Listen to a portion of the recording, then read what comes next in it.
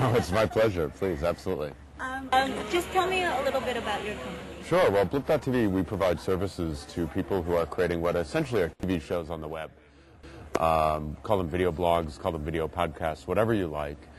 We kind of look at the overall video market as having three segments. So on one side you have viral video, which are like one-off clips, kind of interchangeable commodities, a lot of cats, a lot of kids hanging upside down from basketball hoops, which by the way is my absolute favorite. All that kind of stuff, and like YouTube and Rever are great at that kind of thing. And then you have like friends and family sharing, wedding video, vacation video, anything, you know, pretty much has an audience of 12, right? And these 12 people watch it because they know you. And then you have what are really TV shows on the web, like Geek Entertainment TV or the Jet Set Show, the Show with Zay Frank. These are shows that are published on a regular basis. They have a brand, they have an identity, they have things that they cover, they have a set of people who appear on them, sometimes they're scripted, sitcoms, all this kind of stuff. And what we do for them is we provide hosting, distribution, marketing, PR, and ad sales to help them be successful. The theory is people like Eddie, who does Geek Entertainment TV. Hi, Eddie. Hi. These guys are really, really great at making the content.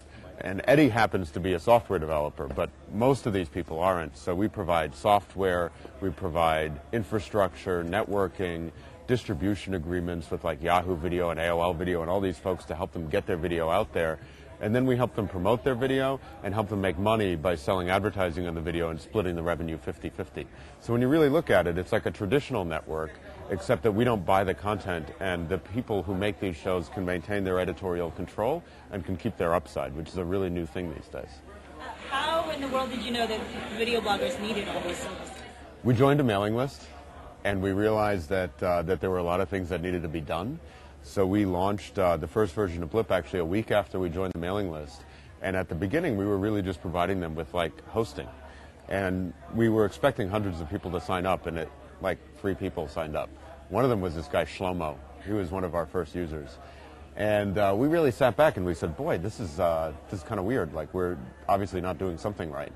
So we sat down with a lot of people in the community, a lot of people who were on the mailing list. We had dinner with them, we had drinks with them, and we said, you know, what do we actually need to do? And they told us, and we did it. And we gave a demo at an event called Vlogger Q. It was a barbecue on a roof in New Jersey in July of 2005. And there were probably about 50 or 60 people there, but we picked up 500 users that day. And we've been going ever since. And we do the same thing ever since. We just ask people, what do you need, what do you want, and we do it. And do you find your users to be loyal? I like to think so. They keep on coming back, right? Pretty much. So it sounds like you use a lot of traditional business tactics and practices that you read about in, you know, small business and entrepreneurship and things like that. Just can you tell me a little bit about how you came about with the actual idea and your team and how you got your team together? Well, the team came together over the course of years, actually. We've all known each other for years before starting Blip. And it all goes back to actually my first job, which was a company called KPL. It was a technology startup during the boom. And I worked with this guy there, Charles Hope. And that company went under about 1.5 years after Charles and I started working there, or even sooner maybe. But that company was in Connecticut. Charles got me to move into New York City, and he got me to start going to these things called the New York City Geek Dinners, where we had Indian food every 2 weeks. And we all just got together. It was a bunch of geeks, a bunch of programmers.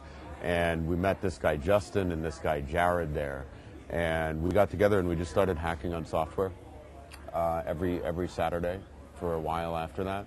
And then we joined this mailing list and we started Blip. And is that your background, just software development? Pretty much, yeah, a little bit of everything. I just fell into it. Something I always wanted to do. Did you study it in school? Or? No, I'm a high school dropout, so no formal education of any sort, really. And how did you educate yourself? I don't know, you just pick things up. Yeah, to the extent that yeah, you just pick things up. Do you observe? Come on, Mike, give me something. How do you learn? I think that the moment that you realize that you're dancing, you can't dance anymore. So I don't know. I haven't tried to figure it out. You just realize that, hey, this works and this... Sure. You know, trial and error. A lot of failure, and failure breeds success, I think, as long as you're able to learn from your mistakes. And do you find that that's important in business and successful business making? Failure? Yes. Incredibly important. Acknowledging it, recognizing it, and learning from it.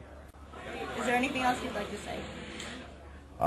Thank you very much for the interview. Pixelodian is a great event, and you've got a great show. And, you know, I just think that what's really interesting right now is this kind of sea change that's going on, where in the past, if you wanted to get into media, you had to, you had to carry coffee for Jeff Zucker for 10 years, and then maybe he'd possibly allow you on television at some point, and he'd kind of pay you up front peanuts for it. And then if you were successful, that's great. Jeff Zucker made a lot of money, and, you know, you kind of got a few more peanuts. And I think that the beautiful thing right now is that you can do it, and you can do it on your own terms. You can have control and not give them to Jeff, and you can actually make money from your success. Well, thank you so much, Mike. Thank you.